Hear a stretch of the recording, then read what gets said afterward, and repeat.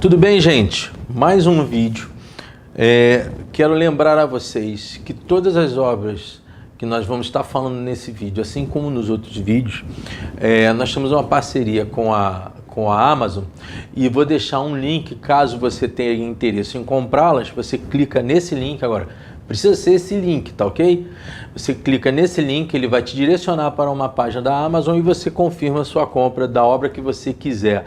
Você vai estar adquirindo um livro com um precinho mais interessante e ao mesmo tempo você vai estar ajudando o nosso canal, tá certo? Uma outra coisa, se você está visitando a gente pela primeira vez, dá uma clicada no sininho, dá um apoio à nossa página. A gente precisa de ter a sua presença aqui e a gente precisa estar conversando sempre de livros e de propostas ou perguntas que vocês tenham para nós. E a gente vai estar respondendo e conversando com vocês. Agora, a proposta e a pergunta que você tem para me fazer, ela é muito estimulante, tanto para mim quanto também para você, no sentido de que a gente vai dialogando sobre essas suas questões, sobre as dúvidas e sobre os nossos crescimentos literários.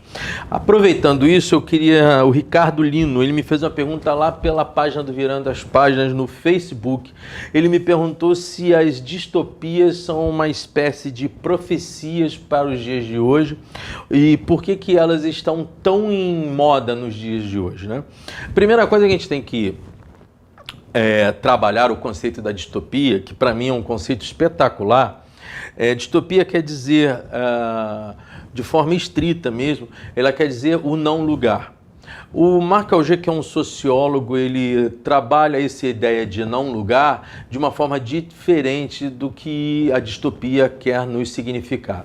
Ele demonstra um não lugar, aquele espaço urbano onde as pessoas andam por esse espaço e elas não notam esse espaço, os espaços que nós vemos em metrôs quando eles não são ocupados, lugares debaixo de ponte, e ele tenta trabalhar dentro de uma história estética de organização de cidades a possibilidade de nós transformarmos aquele não lugar num lugar perceptível, com atividades sociais, atividades econômicas, atividades culturais. Essa é uma ideia. Mas a ideia dos livros propriamente dita, elas vêm como uma contraposição à ideia da utopia de Thomas More. Eu falei sobre uma distopia aqui, que foi a Revolução dos Bichos, Animal Farm, do George Orwell. E eu citei o livro Utopia, de Thomas More, que é justamente a ideia.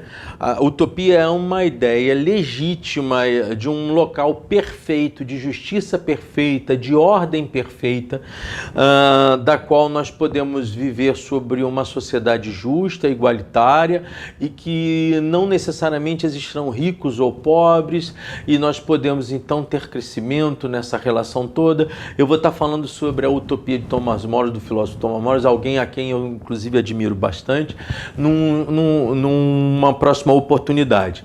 A distopia, então, ela vem ser um tapa no rosto das ideologias e dos conceitos de perfeição de Estado.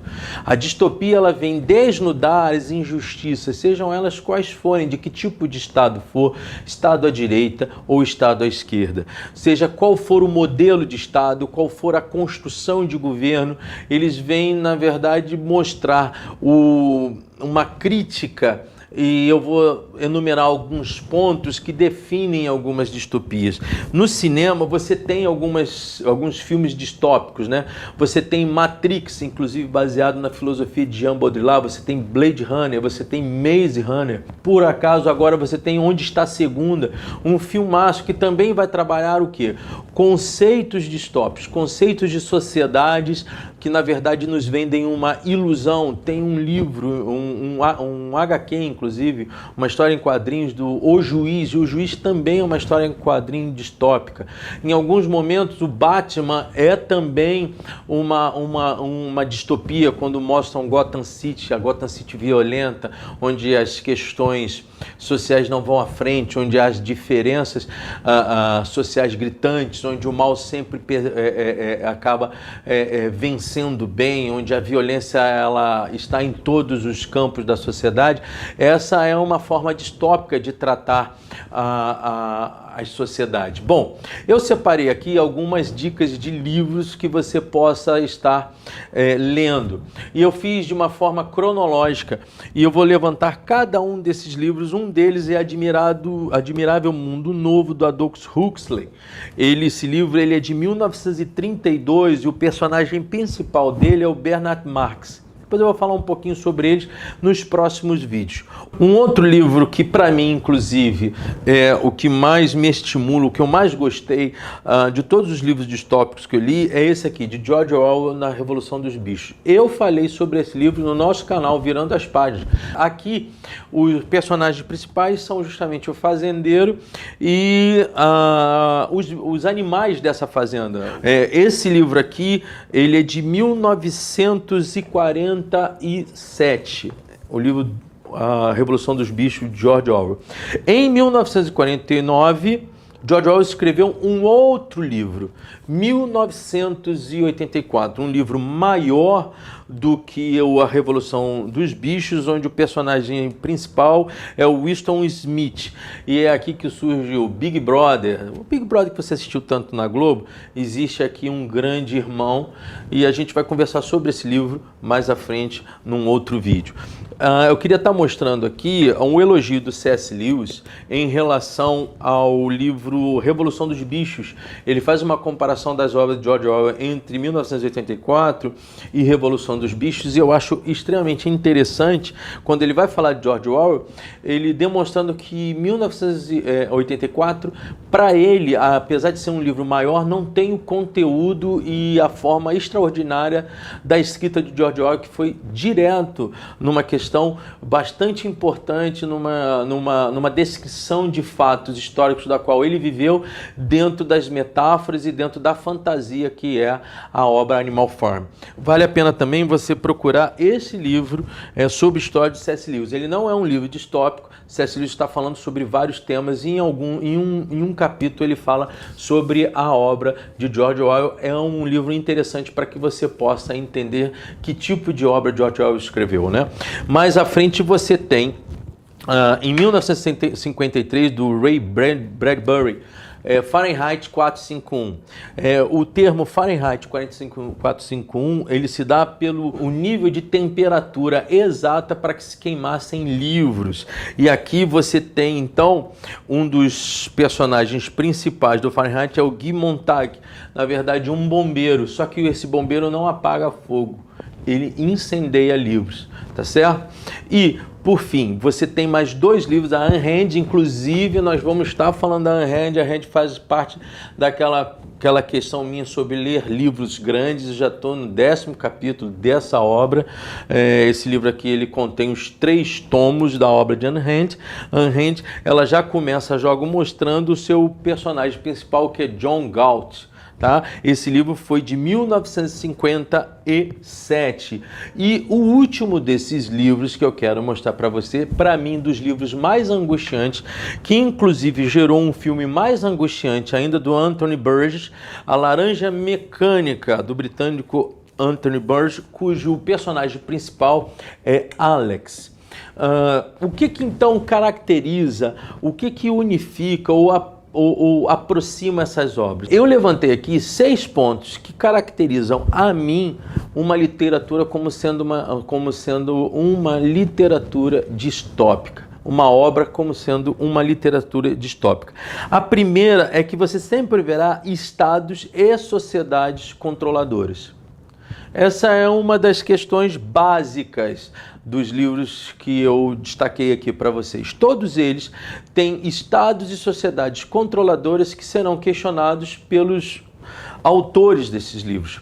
Esse é o primeiro ponto. Segundo, é a demonstração total do esgotamento das relações. Você não tem mais relações sadias, elas estão sempre tendo a interferência direta de estados. Esses estados podem ser estados socialistas, estados comunistas, como podem ser estados conservadores. As literaturas, elas não estão muito preocupadas, cada autor sim preocupado com um tema, mas em geral elas estão sempre demonstrando mostrando que o Estado sufoca a pessoa. Se ele sufoca a pessoa, existe uma outra temática. Essa temática é muito trabalhada pela Ayn Rand na Revolta de Atlas, mas ela também é trabalhada por Aldous Huxley no Admirável Mundo Novo, que é a limitação de liberdades individuais e culturais. Dá para se ver isso, por exemplo, no Fahrenheit 451, quando os livros são queimados. Por quê? Porque livros libertam, dão capacidade de pensamento, capacidade de diálogo e capacidade de contestação e análise do mundo onde essas pessoas estão vivendo. Segundo, essas obras, em geral, elas foram feitas em tempos extremos. A primeira obra que eu citei para vocês é de 1932, a última é de 1962. Então você tem aí o pré-Segunda Guerra Mundial, pós-Primeira Guerra Mundial, os contextos de discussão e tipos de Estado, as lutas ideológicas do início do século XX, e você chega até 1962, no auge da Guerra Fria entre União Soviética e Estados Unidos. Existe sempre uma contestação muito clara das sociedades, ok? Por fim, os seus autores viveram situações extremas. Quais são os seus autores? Esses que aqui escreveram viveram situações extremas dentro de realidades diferentes. Por exemplo, George Orwell, como eu já disse no canal passado, no vídeo passado do nosso canal, ele vai lutar a Revolução Espanhola contra Franco. Ele é um trotskista que acaba se aliando a uma outra linha, que era a linha stalinista, para batalhar contra o franquismo. Com aquilo que a gente chama de nazismo na Alemanha, você tem o franquismo dentro da Espanha. E ele então vai levantar armas, ele vai participar da tentativa republicana de vencer Franco.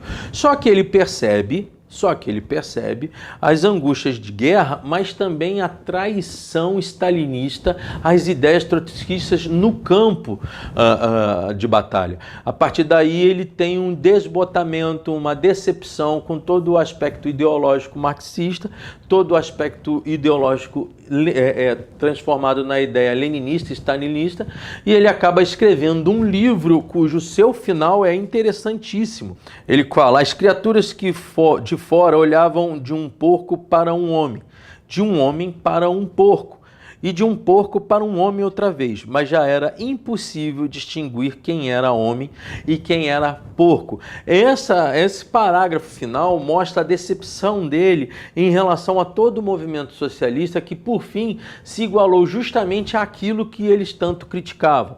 Mas você também tem outros traumas. Por exemplo, Anthony Burgess vai escrever Laranja Mecânica para bater de frente com a sociedade conservadora da Inglaterra. E ele tem uma situação traumática de vida, que é ter a sua esposa nos anos 40 sendo estuprada por soldados norte-americanos. Ele faz então do Laranja Mecânica uma ode à violência como um resultado da própria hipocrisia da sociedade inglesa conservadora. A Ayn Rand, por exemplo, ela era uma judia russa que vê a Revolução Russa acontecer e perde tudo. Ela e a sua família é obrigada a fugir da Rússia e vai se radicar nos Estados Unidos. Então, cada um desses autores viveram também situações de extremas dificuldades. E sempre, em todos esses livros, as reações se dão de dentro para fora. Então, o Bernard Marx vai se colocar contra o status quo de época. O Guy Montag vai se colocar contra o status quo do Fahrenheit 451. E por aí vai. O Alex vai se colocar contra a estrutura montada de cura das violências proposta pelo Estado conservador ao qual ele vive. Ou seja, esta capa de enredos faz com que você enxergue na obra elementos distópicos. Eu digo a você que são leituras bastante densas. A Revolução dos Bichos é uma leitura altamente prazerosa, a Laranja Mecânica é uma leitura altamente angustiante. Ayn Rand, eu estou tecendo de novo alguns contatos, algumas coisas eu concordo com ela, outras nem tanto, mas eu garanto a você, qualquer um desses livros que você estiver lendo, você vai estar preparado para dar saltos literários muito importantes. E mais, são livros, sim, atuais para os dias de hoje, atuais para o espírito bipolar que existe no conceito dos extremos ideológicos. Isso que não acontece apenas no nosso país, isso está acontecendo no mundo todo. Os debates com muito pouca reflexão e muita defesa ideológica, muita transpiração e pouco conteúdo. Eu acho que vale muito vocês lerem esses livros, como também vale muito que vocês leiam sobre sociólogos mais conservadores ou mais à esquerda, que tratam desses assuntos e que podem trazer para você outros saltos importantes culturais. Tá certo? Bom, como eu sempre digo, evolua, aprenda mais, ler é bom, virando as páginas. Espero você no próximo vídeo.